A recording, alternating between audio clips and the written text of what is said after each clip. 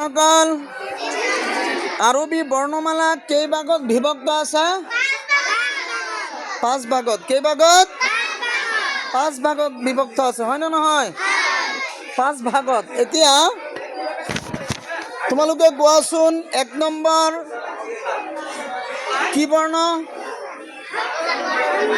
কণ্ঠবৰ্ণ। 1 number কি বৰ্ণ? কণ্ঠবৰ্ণ। আৰু কণ্ঠবৰ্ণক আৰবীত কি বুলি কোৱা হয়? গুড। আল হুৰুফুল হালকিয়াতু বুলি কোৱা হয়। আল হুৰুফুল হালকিয়াতু বুলি কোৱা হয়। এই আল হুৰুফুল হালকিয়া অৰ্থাৎ কণ্ঠবৰ্ণৰ হৰফ কেইটা? 6টা। যেনে কি কি?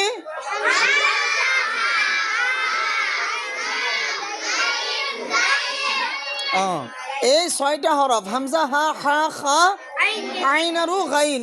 এই 6টা হৰফ পঢ়োতে মুখৰ কোনটো ফালৰ পৰা উচ্চাৰিত হ'ব? কণ্ঠৰ পৰা উচ্চাৰিত হয়, হয় না নহয়? কণ্ঠৰ পৰা কি হ'ব? উচ্চাৰিত হয়। সেইকাৰণে মনত থাকিবলৈ হা, খা, খা, হা লিখি দিছে, হয় না নহয়? সদায় এই 6টা হৰফ মনত ৰাখিব লাগিব, হয় না নহয়? এতিয়া ওষ্ঠবৰ্ণ 2 নম্বৰ কি? ওষ্ঠবৰ্ণ। ওষ্ঠবৰ্ণক আৰবীত কি বুলি কোৱা হয়?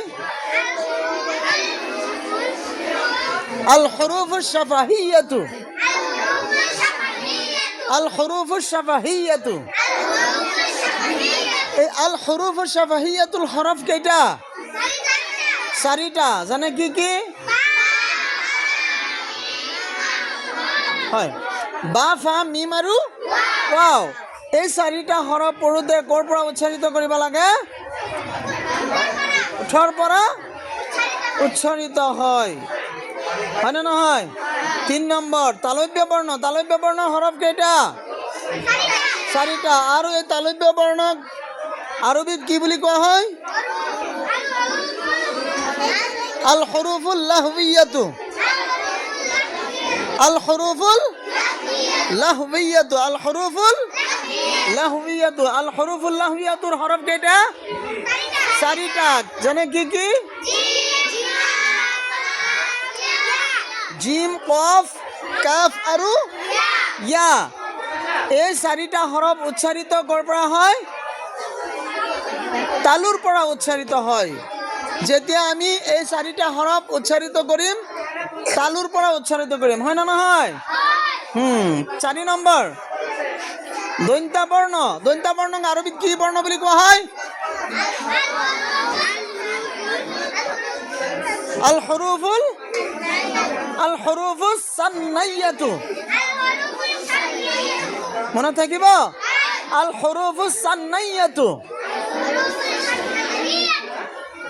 আল হুৰুফুস সান্নাইয়াতুৰ হৰফ কেইটা? 8টা। কেইটা? 8টা। এই 8টা হৰফ পঢ়োতে ক'ৰ পৰা উচ্চাৰিত কৰিব লাগিব? দাঁতৰ পৰা উচ্চাৰিত কৰিব লাগিব। যেনে তা, সা, দাল, জাল, ত, জ, লাম আৰু নুন। হয়। এতিয়া 5 নম্বৰ। 5 নম্বৰ কি? জিহ্বা বৰ্ণ। এই জিহ্বা বৰ্ণটো আৰবীত কি বুলি কোৱা হয়? আল হুৰুফুল লাসানিয়াতু। আল হুৰুফুল লাসানিয়াতু কি বুলি কোৱা হয়? আল হুৰুফুল লাসানিয়াতু। এই আল হুৰুফুল লাসানিয়াতু অৰ্থাৎ অসমীয়াত কি বুলি কোৱা হয়? জিহ্বা বৰ্ণ। জিহ্বা বৰ্ণৰ হৰফ কেইটা? 6টা। কি কি?